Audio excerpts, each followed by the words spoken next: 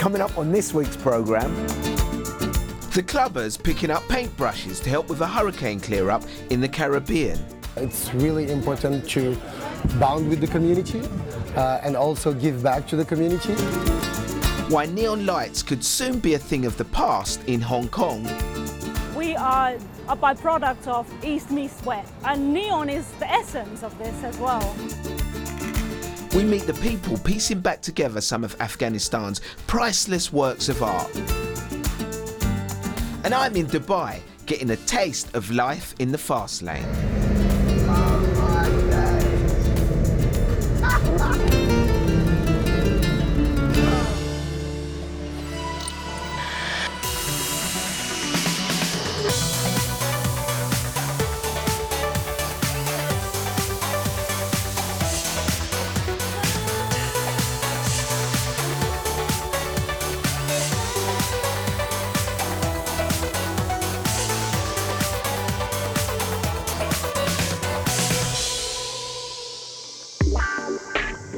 We're starting off this week's show on the Caribbean island of Sint Maarten, which back in September 2017 was hit by one of the most powerful Atlantic storms in its history.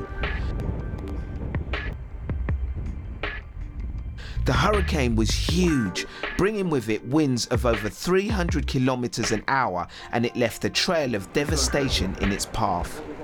But almost 2 years on, the island is now back and open for business.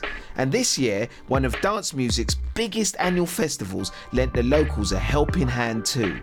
We sent Greg Mackenzie to find out more.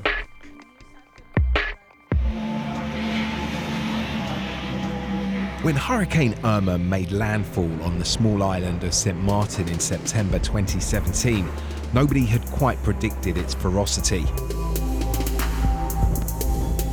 Homes, businesses and beachfront hotels were reduced to rubble as the ocean washed away almost everything in its path. It's heartbroken, honestly. I mean, right now you're seeing a little bit of the workers, repairing their buildings and, businesses. But before, you wouldn't be able to pass through here, definitely. Here was like a deserted area. It was really rough. Unfortunately, not everybody could make it during those rough times.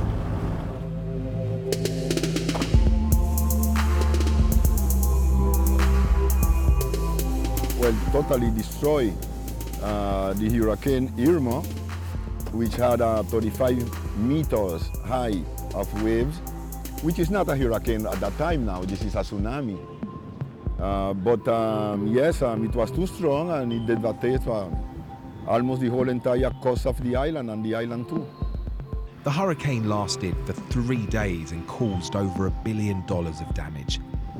Almost 80% of the island was affected, and locals have said this was the worst hurricane in living memory. Now here on Orient Bay, this wasn't spared. Just behind me was their holiday homes, totally wiped out. But now, almost 2 years on, the island is doing everything it can to rebuild and get the tourists back. There might be a mass exodus from your island when there's such a hurricane, but our people, really the majority of people stayed. They worked hard, they worked for each other, and from just cleaning up the roads and getting their houses back in order to showing up to work the next day, police officers, medical staff, they were all back to work the next day after the storm to try the rebuilding effort of the island. There's work still to do, and help has come from an unlikely source. The SXM Music Festival is the biggest annual event here on Sint Maarten and is widely regarded as one of Clubland's most stunning and bohemian getaways. It attracts about 4,000 people, but what's truly special this year is that many of the revelers have swapped dance music for paintbrushes and hard hats. Is everybody awake? It's an early start and I take my seat here at the Regina Primary School in the Simpson Bay area. So a lot of painting needs to be done in that container, inside and outside. Samantha Beaton Elfson is the principal here and she's got a long list of things that need to be done. So Samantha, how badly devastated was the school? Pretty bad. We had quite some damage. 2 of our classrooms got damaged. They completely collapsed. So we had a lot of loss of material also, like computers, digital school boards, but also the books.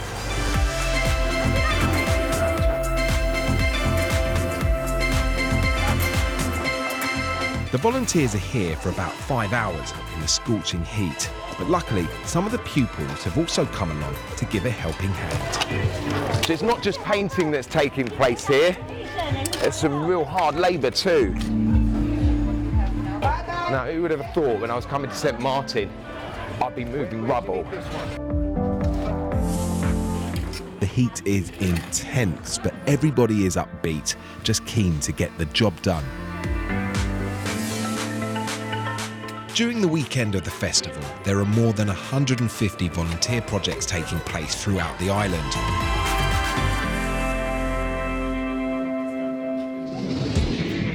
And over in the Dutch Quarter, these clubbers are helping out at a basketball court in Philipsburg that's in much need of some TLC. And amongst the volunteers, we found some big-name international DJs. You know, we've been going around the island and we've seen the devastation that this hurricane has made. And I think as an artist, it's really important to bond with the community and also give back to the community. So when they contacted us and said, you know, we're renovating a basketball court, we're going to give back to the community that has given us so much and also to the nature. I mean, it was without any hesitation. I was like, yeah, I'm down to do it. And here we are. Given that most people had come here to Sint Maarten to party, the turnout wasn't massive, but it was respectable. And next year, SXM are hoping to encourage even more festival goers to take part by maybe offers of discounted tickets to travellers who sign up to the programme. It's an easy sell. I mean, I wish I had more words for it, but it is an easy sell. It's a wonderful thing that actual international DJs, festival goers and local people meet on a humble task, get to connect on a human level. And that brings so much more to the party.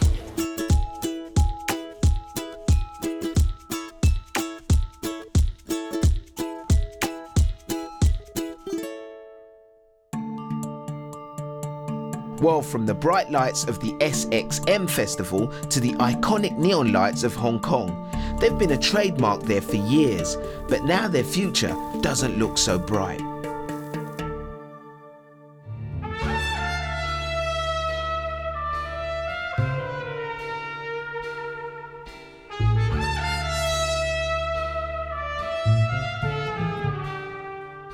I think Hong Kong neon is part of our heritage, like visually or culturally, and I think it deserves to be seen or known or talked about more before it disappears.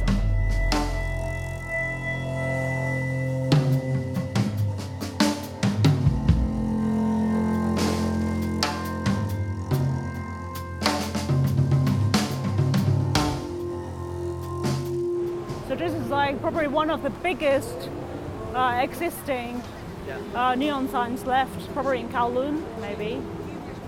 It belongs to a mahjong parlor. What worries me the most is once all this disappears, it will be very expensive and even more difficult to actually build new ones instead of just preserving them.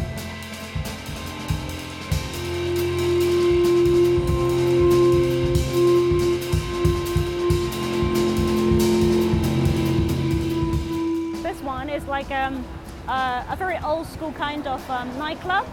It must have been there for a few decades, I reckon.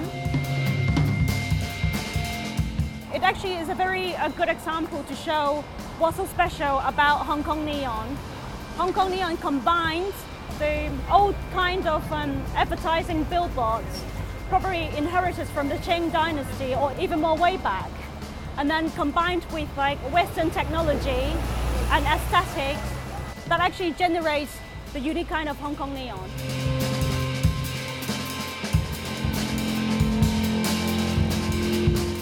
One of the unique selling points of Hong Kong is we are really a byproduct of East meets West, basically. And neon is the essence of this as well.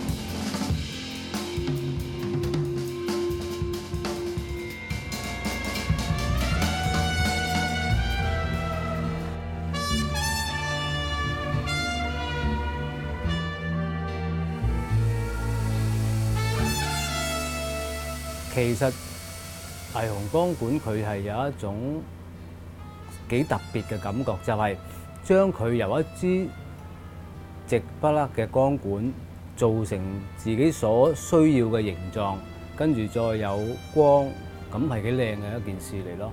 咁樣，所以我都會係繼續做呢一個工作。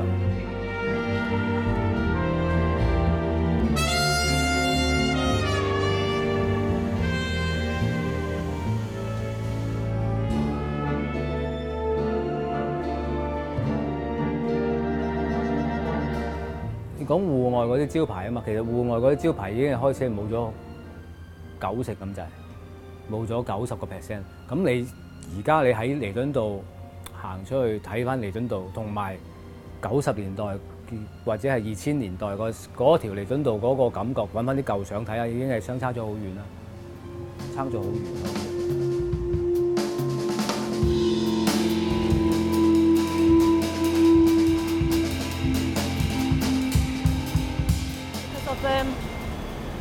The new regulations in place, I think many of these overhead this road will be gone like any time. So if you want to come and check them out, you need to do it quickly.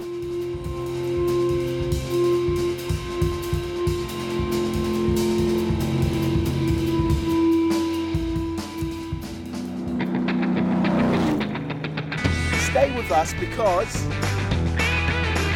we meet the people restoring Afghanistan's shattered antiquities.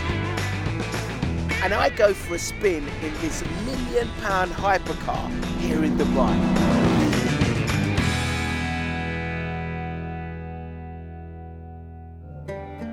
Now, when the Taliban seized power in Afghanistan in 1996, they tried to erase all traces of its rich pre-Islamic past and ordered the destruction of many ancient statues, including the world's tallest standing Buddhas.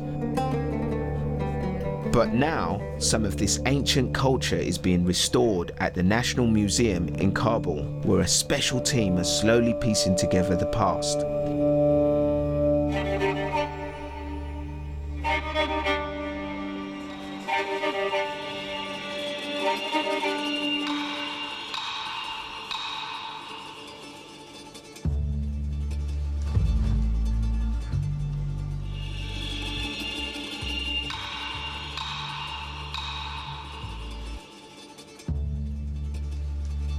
There was a dark age here in Afghanistan.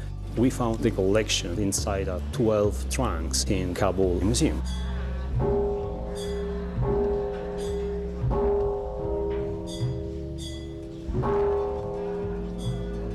This is one of the most important collections in Afghanistan and in Central Asia. This is gold for us.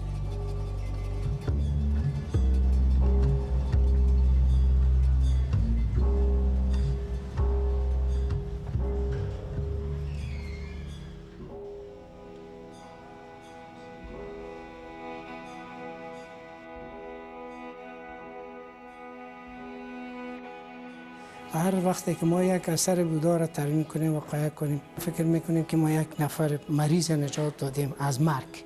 ما وقتی ما خبر شدیم که یا مثلا شکستانده شد بسیار متاسف شدیم. به قدر چی شدیم که یعنی ما خودم از بین رفتیم. این تنها مال مردم ما نیست، مال بشر است، مال تمام دنیاست.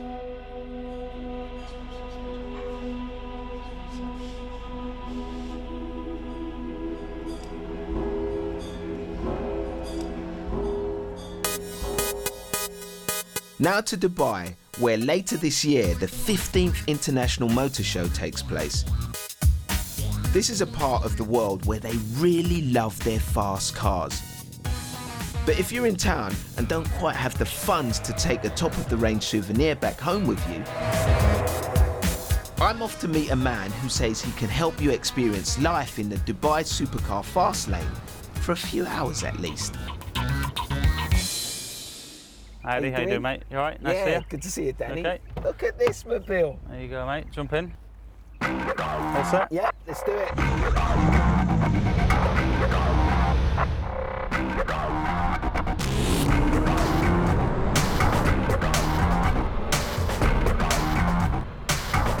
So even here in Dubai, where they've got a load of flash cars, I bet you still get looks in this one.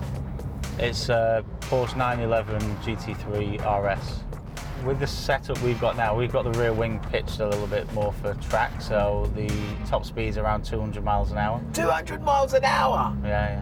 Seriously? Not that I've ever done that, because I'm obviously an angel on the road. I think 0 to 60 mile an hour is 3.1, 3.4 seconds, something around that mark. Everywhere we look, I mean, I'm just seeing, what's that? Is that a Rolls Royce? You've got a Rolls Royce going yeah. past, you see like Mercs. It's standard, like supercars everywhere. What is it about Dubai? Why are they so in love with their supercars? Yeah. I think there's a couple of different reasons. One is to show off, as much as nobody wants to admit it, people do like showing off. Partly why people drive supercars is put smiles on faces and to show off a little bit.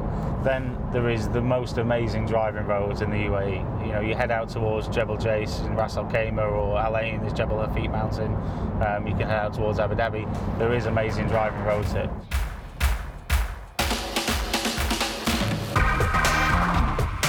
And then again, there's 2 racetracks within an hour of us here. So we've got Yas Marina and then there's Dubai Autodrome. So people have the ability to actually use the cars here a lot.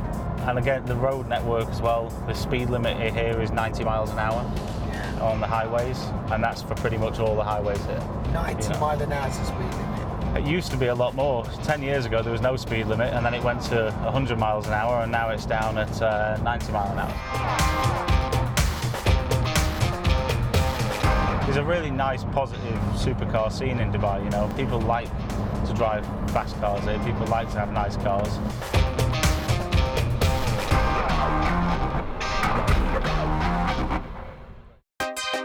Well, if you fancy a nice car but don't necessarily have the bank balance to be able to afford one, then there are a couple of ways to get your high-octane fix here in Dubai without having to blow your life savings or sell your house back home.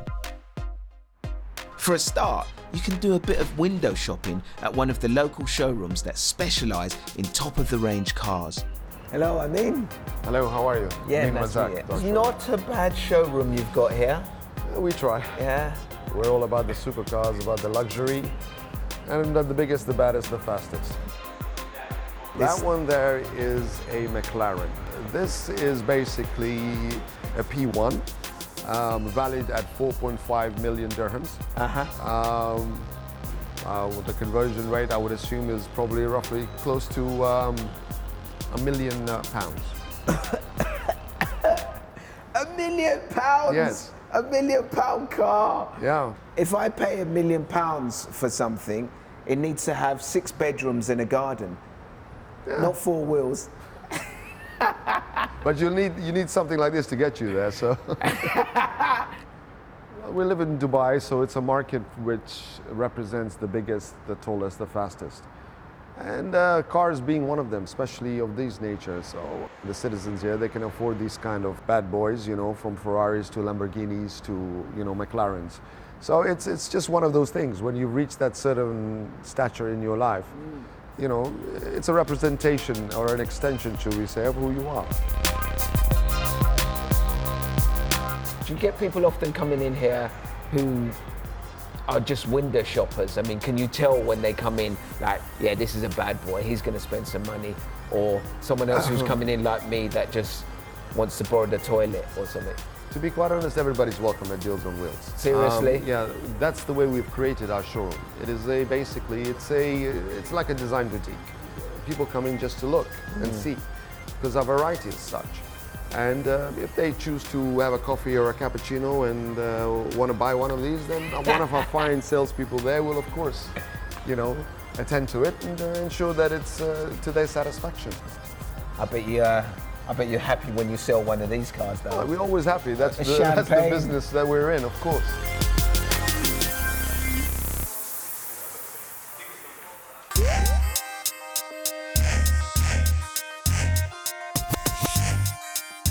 But if you you haven't got enough disposable income to ship a souvenir home, then Danny's 9th degree group of local supercar owners hold regular track days and events here.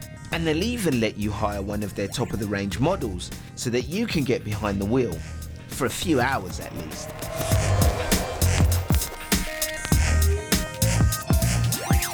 It's not the cheapest car hire you'll come across, but you'll be fully insured, which is just as well.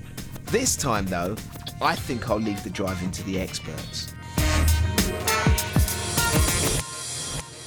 We're gonna go for a spin in this car, and this car is the real deal. It's almost £1 million worth of raw, brutal, unadulterated power.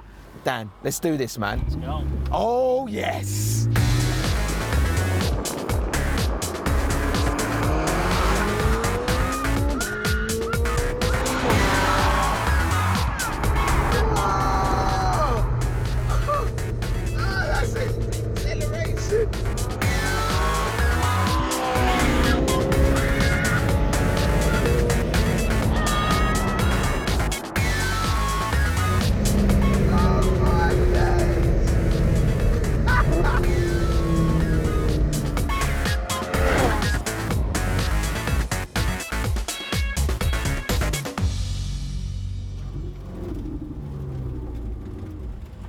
Wowee, that was incredible. So much raw power.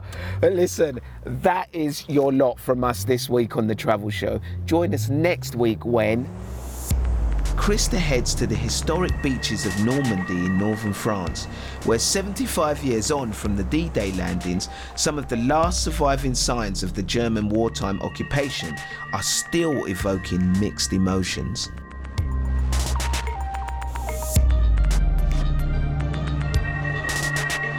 Something like this is not an optional design feature, is it? This isn't moving. But when the people arrived here, they said, wow.